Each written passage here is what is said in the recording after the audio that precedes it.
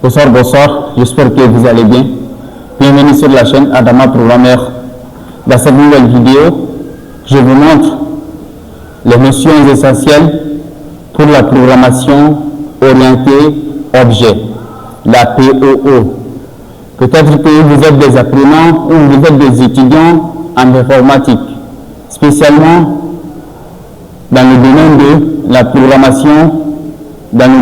programmation, Donc, sachant que comprendre les notions essentielles sur la programmation orientée objet est indispensable. Et aussi, pour les étudiants qui commencent directement avec les codes, qui commencent directement avec le langage de programmation. Donc, ils vont arriver à un niveau de la programmation orientée objet. Donc, ils bloquent. Ils codent, mais ils ne comprennent rien. Pourquoi? Parce qu'ils n'ont pas compris les vraies notions de la programmation orientée objet. Donc, ce cours-là est spécialement fait pour vous. Dans cette vidéo, je vous montre les outils nécessaires de la programmation orientée objet et aussi les 4 piliers de la programmation orientée objet, qui est la capsulation, l'héritage, le polymorphisme et la capsulation. Donc avant ça aussi, il faut bien comprendre la classe. Qu'est-ce qu'une classe? Qu'est-ce qu'un objet? Donc ces deux choses-là est indispensable de mieux comprendre. Parce que vous ne pouvez pas utiliser la programmation orientée objet sans la classe ni l'objet. Donc comprendre ces notions-là est devenu indispensable. C'est pour cela que je vous montre un fichier que je fais par moi-même en PDF. Donc j'inclus les images et quelques écritures pour vous expliquer la façon théorique avant qu'on commence le pratique. Donc maîtriser et mieux comprendre la programmation orientée objet, comme des exemples avec des vies réelles, est nécessaire, est mieux que de commencer directement avec les codes. Parce que si on commence directement avec le code, peut-être que vous aurez bloqué et vous ne pouvez pas comprendre. Donc, sans plus tarder, on commence l'explication des notions sur la POO. Donc, cours complet, programmation orientée objet POO, présenté par Adama Programmeur. Donc, moi, ceux qui ne me connaissent pas, je suis Adama Programmeur. Donc, ça, c'est le nom de mes réseaux sociaux tels que YouTube, TikTok, Facebook, LinkedIn, etc. Donc, introduction. C'est quoi la POO en fait? La POO, c'est tout simplement une manière d'organiser un programme en utilisant des objets du monde réel. Donc, c'est ça, la POO. Est une manière. Ça veut dire qu'on a plusieurs manières d'organiser un programme. On a des fonctions, on a autre manière. Mais la POO va nous permettre d'organiser nos programmes en utilisant des objets du monde réel. Donc ça, c'est la POO. Donc avant que j'explique ces 4 piliers-là, j'ai une image de vous montrer qui est les outils de base du POO. C'est quoi la classe? C'est quoi objet? Comme on avait dit, est une manière d'organiser un programme en utilisant des objets. Donc, c'est quoi l'objet en fait? Voilà. Donc, on commence par la classe. Donc, la classe est le modèle. C'est comme si le plan, par exemple, le plan d'une maison, les recettes de cuisine, donc ce sont des modèles, ce sont des plans. Un exemple, une voiture, donc c'est un modèle. Une personne, c'est un modèle. Un utilisateur, c'est un modèle. Un produit, c'est un modèle. Donc la classe est le modèle ou bien le plan d'une chose. Donc, la classe est le modèle ou le plan d'une chose. Par exemple, si on prend une voiture, c'est le modèle, n'est-ce pas? Donc, avec la classe aussi, on a deux parties. On a ce qu'on appelle les caractéristiques et les actions. Donc, c'est ça, les attributs et les méthodes. Donc, retenez bien. On a classe et objet. Donc, si on prend une classe, on a dit, c'est le modèle ou le plan d'une chose, n'est-ce pas? Donc, avec cette classe-là aussi, on définit en deux parties. On a les attributs et les méthodes.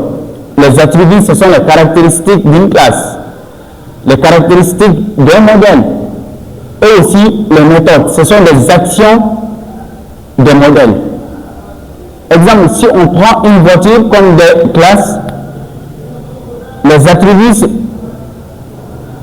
c'est comme quoi? Les caractéristiques d'une voiture. On a la marque. Et aussi, on a les couleurs. Donc, ce sont des attributs. Ce sont les caractéristiques d'une voiture. Et aussi, on a les actions, les méthodes. Par exemple, une voiture peut faire quoi? On peut se démarrer, on peut se freiner, on peut se stopper aussi. Donc, ce sont des actions, ce sont des méthodes d'une classe. Donc, avec une classe, on a les attributs et les méthodes. Les attributs, ce sont les caractéristiques, et les méthodes, ce sont les actions. Donc, ça, c'est les classes. Deuxième, c'est quoi objet? Donc, l'objet est l'instance contrainte créée à partir de ce modèle. C'est comme l'instance contrainte créée à partir de ce modèle. C'est comme si, comme on prend un exemple avec une voiture. Donc, l'objet, c'est quoi? Donc, l'objet, c'est de l'instancier une voiture à partir de cette voiture. Donc, c'est ça l'objet. On a représenté une voiture comme une classe. Donc, l'objet, c'est quoi? C'est de ressortir les voitures à partir de cette voiture, à partir de cette classe. Donc, c'est ça l'objet. Donc, l'objet, c'est l'instance concrète créée à partir de ce modèle.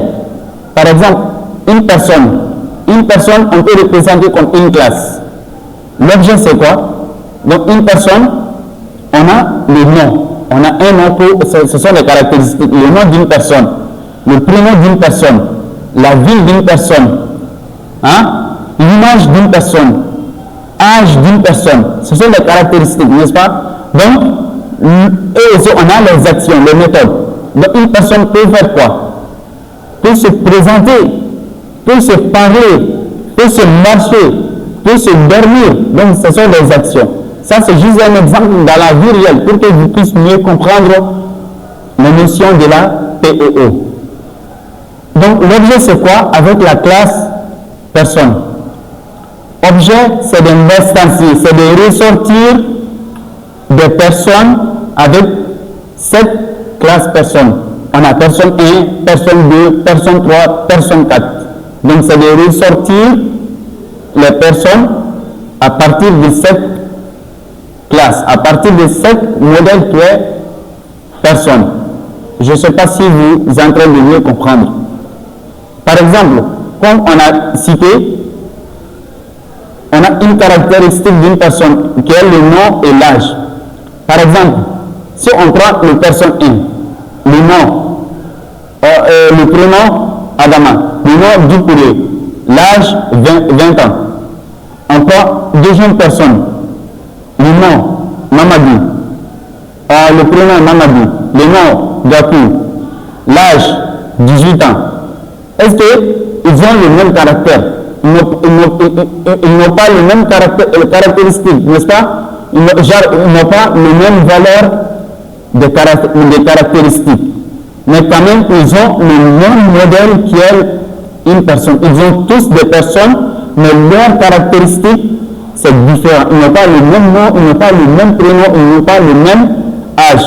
Donc c'est ça l'objet. L'objet c'est quoi? C'est de ressortir les valeurs, c'est de ressortir les personnes à travers cette modèle-là, à travers cette classe-là. Par exemple, on a représenté une voiture comme une classe. Donc, l'objet c'est quoi? C'est de ressortir, c'est de instancer les voitures parmi cette classe voiture-là. Par exemple, on a voiture 1. On a voiture 1, le marque c'est Toyota, le couleur c'est le rouge. On a la méthode démarrer. Donc, cette voiture-là peut se démarrer. On a voiture 2 aussi. Le marque, c'est BMW. Donc, on n'a pas les mêmes caractéristiques ici. Le couleur aussi, c'est noir. Donc, ils n'ont pas les mêmes caractéristiques, mais ils ont tous représenté, ils ont tous le même représentation, le même modèle qui est la voiture. Je ne sais pas si vous voyez. Donc, chaque objet a ses propres valeurs, mais utilise le même modèle, utilise les mêmes classes. Mais ils ont propres valeurs. Comme voiture 1, la marque c'est Toyota, le couleur c'est le rouge. Voiture 2, marque BMW, le couleur c'est le noir. Si on prend une personne aussi, donc si on fait un objet, si on fait des objets, par exemple, personne 1, son nom c'est Adama, son âge 20, personne 2, Mamadou, son âge 18, personne 3, Aïcha, son âge 19 ans.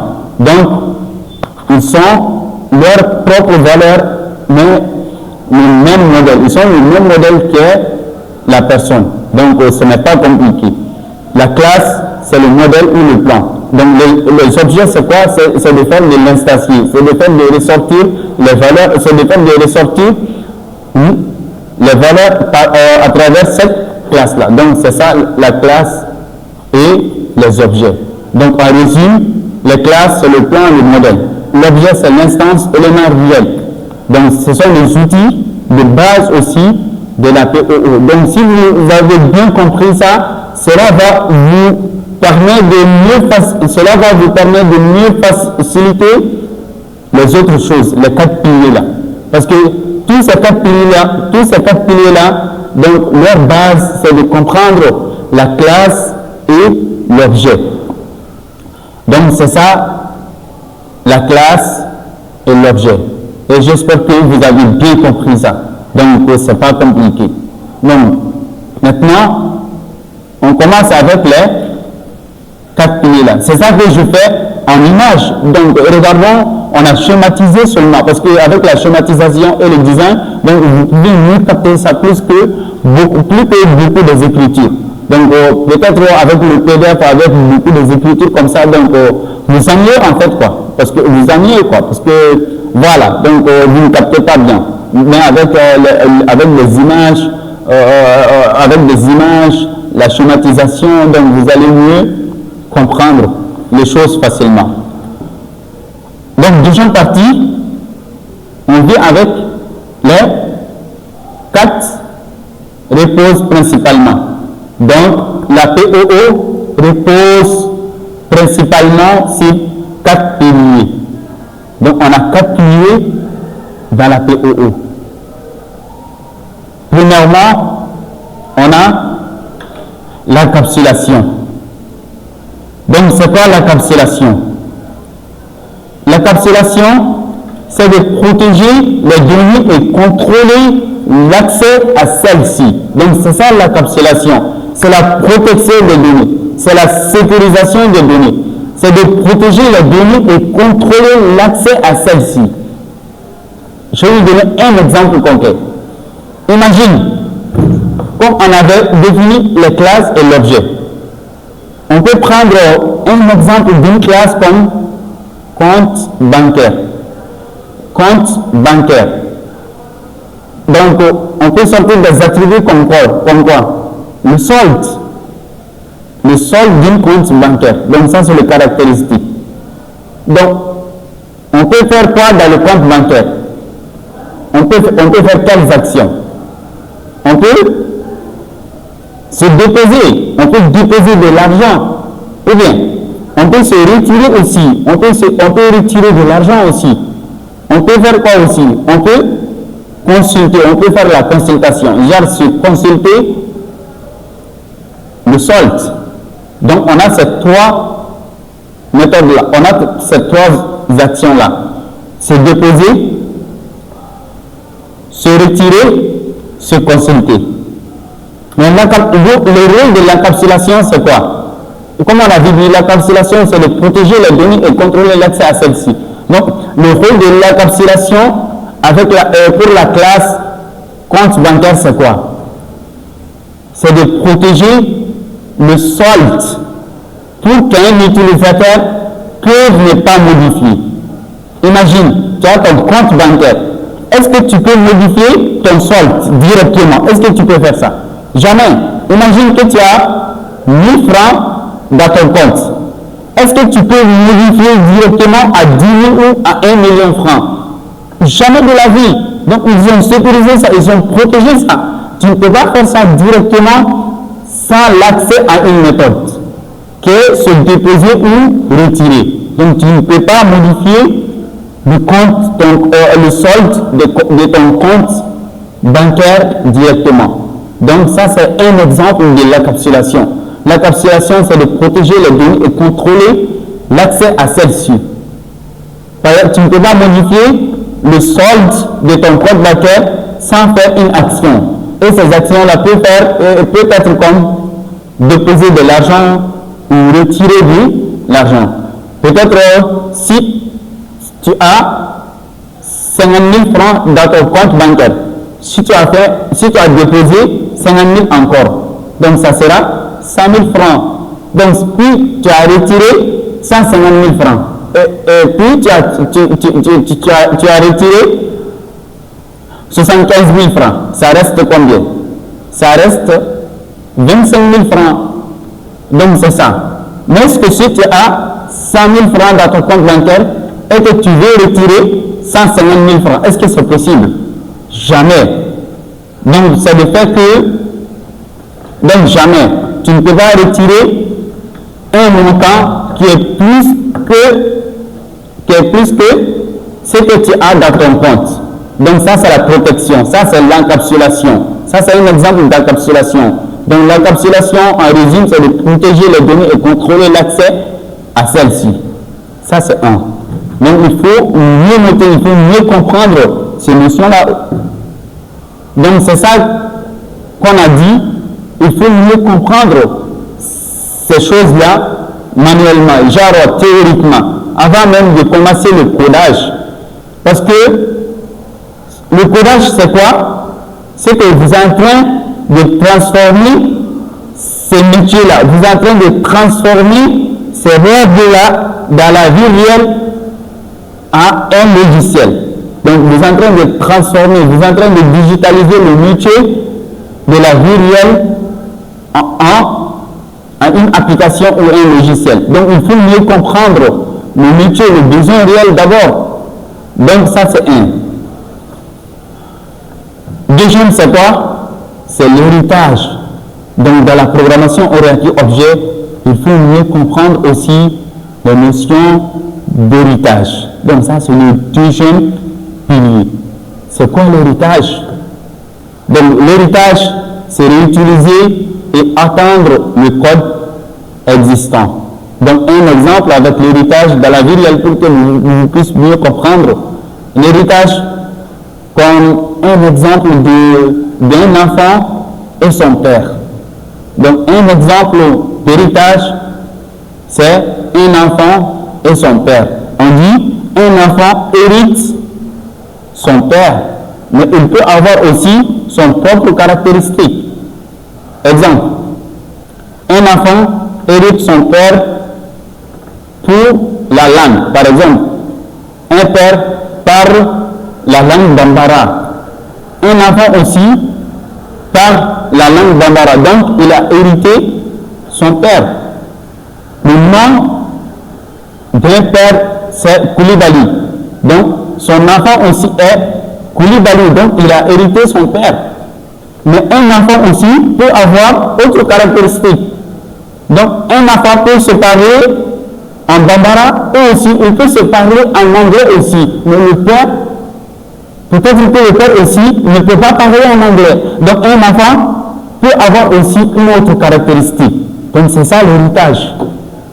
Donc, c'est ça un exemple d'héritage dans la vie réelle. Un exemple aussi, une personne et un employé.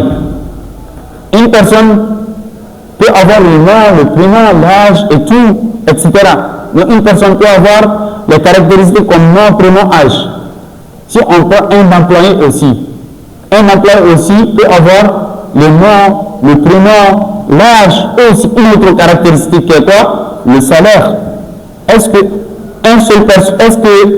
le simple personne peut avoir le salaire? Jamais. Donc il faut que ça soit un employé. Donc ça c'est un exemple de l'héritage. Exemple aussi pour que vous puissiez mieux comprendre, surtout les étudiants. Un exemple aussi, on a une classe étudiante. On a une classe étudiante qui est la classe père. Genre, on a un étudiant. Et aussi on a son caractéristique, comme nom, prénom, numéro matricule, âge. Et aussi on a responsable. Donc le responsable hérite étudiant. Cela veut dire que avec le responsable aussi, on peut avoir le nom, le numéro matricule, l'âge. Mais on peut avoir aussi autre caractéristique et répond qui n'ont pas aux autres étudiants. Donc c'est ça l'héritage. Donc pour vous les étudiants, vous pouvez mieux comprendre ces exemples-là. Donc ça c'est le deuxième chose. Donc il faut mieux comprendre l'encapsulation et l'héritage. Troisième chose, c'est quoi? C'est le polymorphisme. Donc le polymorphisme, c'est quoi? Une même interface, plusieurs comportements. Donc je vous donne un exemple. Un exemple des animaux. Par exemple, on peut prendre un animal comme une classe. Donc, chaque animal peut se parler, ça c'est des actions. Mais est-ce que tous les animaux, est-ce que la manière dont tous les animaux peuvent se parler est égale? Jamais. Exemple, est-ce qu'un chat est un animal? Un chien est un animal. Mais est-ce qu'ils parlent de la même façon? Jamais. Donc, c'est ça le polymorphisme. Le polymorphisme, une même interface, donc plusieurs comportements. Donc ça c'est le polymorphisme. Ça c'est la troisième chose. On a quatrième chose qui est abstraction. Abstraction c'est quoi? C'est de cacher la complexité et ne montre que l'essentiel. Donc ça c'est un résumé, ça c'est très clair. Cacher la complexité et ne montre que l'essentiel. Exemple, avec les voitures. Donc tu conduis une voiture. Donc tu as le volant.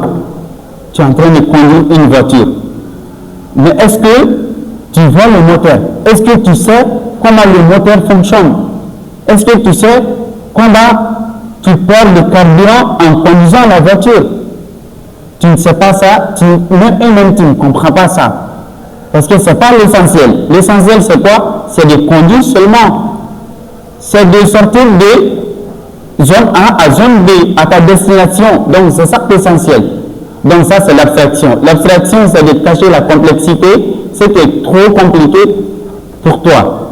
Et c'est que tu n'as pas besoin en fait. Donc et de montrer seulement l'essentiel. Par exemple, un boutiquier qui fait Orange Money, genre qui fait le dépôt et le retrait. Donc l'essentiel c'est quoi? C'est de faire le dépôt et le retrait. Mais est-ce que le boutiquier comprend comment Orange Money fonctionne? Le programme qui est derrière Orange Money, est-ce que le boutiquier, est-ce que c'est essentiel que le boutiquier comprend ça? Donc c'est pas essentiel. Donc ça c'est l'abstraction. Donc ça c'est 4 piliers principaux pour la POO Donc, vous devez mieux comprendre ces notions-là. Ce que je suis en train d'expliquer comme ça, donc vous devez mieux comprendre ces notions-là avant même de commencer le codage avec la POO. Et c'est ça que la plupart des étudiants, surtout ceux qui maîtrisent le langage, ceux qui apprennent le langage Java, ils bloquent ici. Donc, parce que le langage Java est un langage orienté objet. Donc, si tu ne maîtrises pas les notions de POO, programmation orientée objet, tu ne maîtrises pas ces notions-là, forcément, tu vas bloquer. Donc, forcément, tu vas bloquer parce que tu n'as pas compris les notions et que tu commences directement avec Java, avec le codage. Donc, tu vas bloquer. Donc, mon conseil, c'est quoi? Maîtriser, apprenez et maîtriser ces notions-là, c'est très, très important. C'est très, très, très, très important. Donc, retenez bien. Donc, la POO, c'est quoi? C'est organiser le code pour le rendre modulaire et réutilisable, maintenable et évolutif. Donc, ça, c'est l'objectif même de la POO. Donc, avec la troisième image, je vous montre un exemple. Je vous montre un exemple, c'est un peu cas pratique, mais ce n'est pas le codage en fait. Donc, c'est juste un exemple. Regardons les quatre piliers de la POO, encapsulation, héritage et polymorphisme, abstraction. Donc, la notion de POO.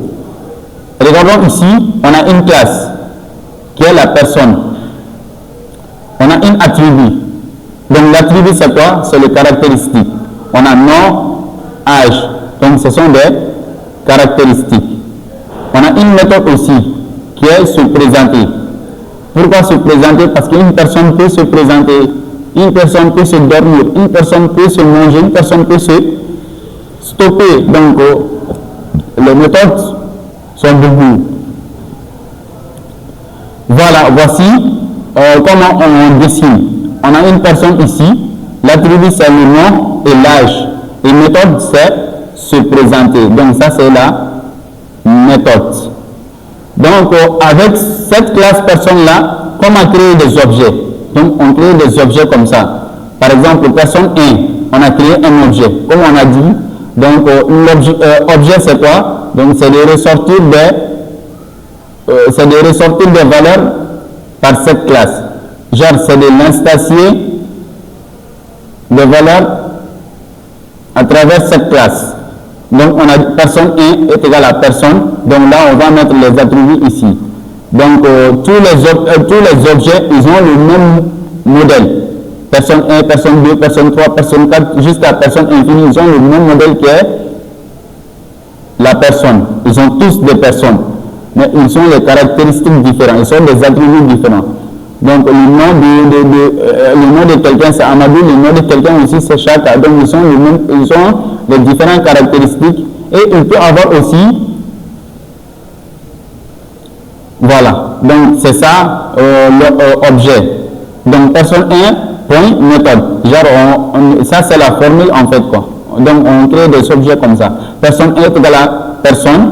Donc, on crée des objets par cette classe. Et aussi, on a les attributs ici. Donc, personne 1 point, méthode. Donc, c'est ça. En résumé, la classe, c'est le plan, le modèle. Donc, objet, instance, élément réel. Outil de base de la POO. Donc, c'est ça la programmation orientée objet. Donc, ça vous permet de créer des applications structurées, maintenables et évolutives. Pourquoi je fais comme ça avant même de commencer le codage avec les langages tels que le langage Python? Parce que maîtriser et comprendre ces notions-là, cela va vous permettre de mieux comprendre si vous avez commencé le codage. Donc, merci beaucoup.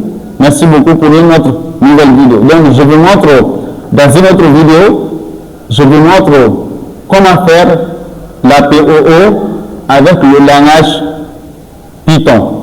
Donc, je n'ai pas commencé directement avec le langage Python. Il faut comprendre les notions d'abord. Donc, dans une autre vidéo, je vous montre comment faire la programmation orientée objet. Et on va faire des exemples aussi avec avec les classes, les objets, la capsulation, l'héritage, le polymorphisme l'abstraction.